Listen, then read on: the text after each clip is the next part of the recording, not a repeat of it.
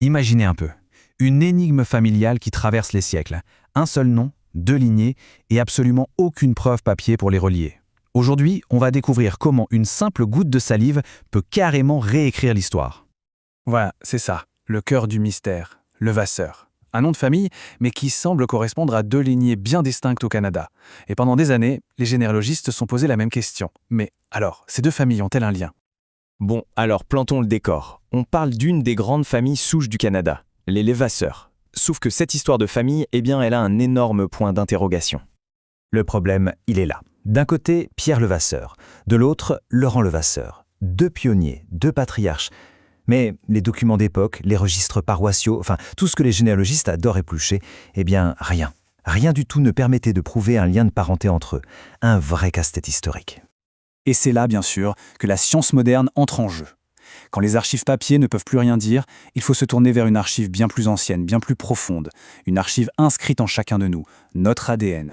Alors, premier concept clé à comprendre, l'ADN UREC. Il faut s'imaginer ça comme une sorte de nom de famille biologique, une signature qui se transmet de père en fils quasiment à l'identique à travers les générations. C'est l'outil parfait pour suivre une lignée masculine, comme celle des Levasseur. Et si l'ADN Y, c'est le nom de famille, alors l'aplogroupe, c'est un peu comme le clan. Un immense clan ancestral qui nous relie à une branche bien précise de la grande famille humaine. Une histoire qui a commencé bien avant l'invention des noms de famille. Ce qui est absolument fascinant, c'est que toutes ces branches, au final, se rejoignent. Les études montrent que tous les Eurasiens partagent un ancêtre commun. Un seul homme, qu'on surnomme parfois l'Adam scientifique, porteur du marqueur M168. Une histoire qui a débuté en Afrique il y a 60 000 ans, avant que ses descendants ne partent à la conquête du monde. Face à cette énigme, les descendants ne sont pas restés les bras croisés, loin de là. L'Association des Levasseurs d'Amérique a décidé de prendre le taureau par les cornes et d'utiliser cette nouvelle technologie pour, enfin, avoir des réponses. Et ils n'ont pas fait les choses à moitié. Ils ont procédé avec méthode. Ils ont rejoint un projet scientifique, ils ont recruté des volontaires qui descendaient en ligne directe de Pierre et d'autres qui descendaient de Laurent. Le plan était simple en théorie. On prélève leur ADN Y et on compare. La vérité se cachait là, dans leur code génétique. Et on arrive au moment décisif de cette enquête. Après des siècles de doutes, des années de recherche dans les archives, la science était sur le point de rendre son verdict. La tension était palpable. On en revient donc à la question de départ. Après toute cette attente, toute cette science, quel est le verdict? Est-ce qu'il y a, oui ou non, un lien de parenté entre ces deux grandes lignées fondatrices? La réponse, elle a été absolument sans appel. La génétique a parlé et son verdict était « on ne peut plus clair », définitif. Et voilà la réponse, c'est non. Pierre et Laurent Levasseur ne partagent pas le même ancêtre par la lignée masculine.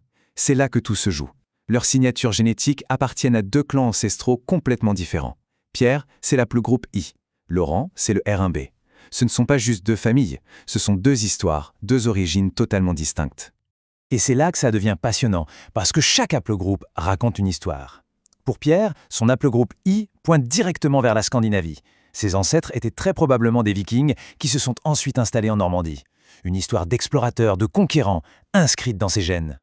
L'histoire de Laurent, elle, est bien différente, mais tout aussi incroyable. Son haplogroupe, le R1b, c'est la signature génétique la plus commune en Europe de l'Ouest.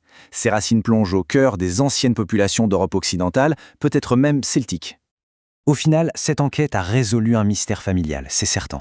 Mais elle ouvre aussi une fenêtre sur quelque chose de bien plus grand, sur la façon dont nous sommes tous, d'une manière ou d'une autre, connectés à cette immense migration humaine qui dure depuis des dizaines de milliers d'années. Et regardez ça, ça illustre ce point à la perfection. L'analyse a révélé des correspondances génétiques totalement inattendues. La lignée de Pierre partage un ancêtre probable avec le clan écossais Chisholm, et celle de Laurent avec la famille Shelton en Allemagne. Ça nous rappelle une chose essentielle.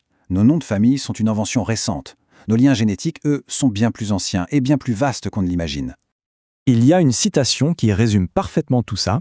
La généalogie génétique commence là où la généalogie classique se termine. C'est un pont fascinant entre l'histoire qu'on peut lire dans les livres et notre préhistoire la plus profonde. L'histoire des Levasseur nous montre que chacun de nous est le porteur d'un récit millénaire, une connexion à des peuples, à des migrations qu'on a complètement oubliées. Alors, la question qui se pose est, quelle histoire incroyable est cachée dans notre propre ADN?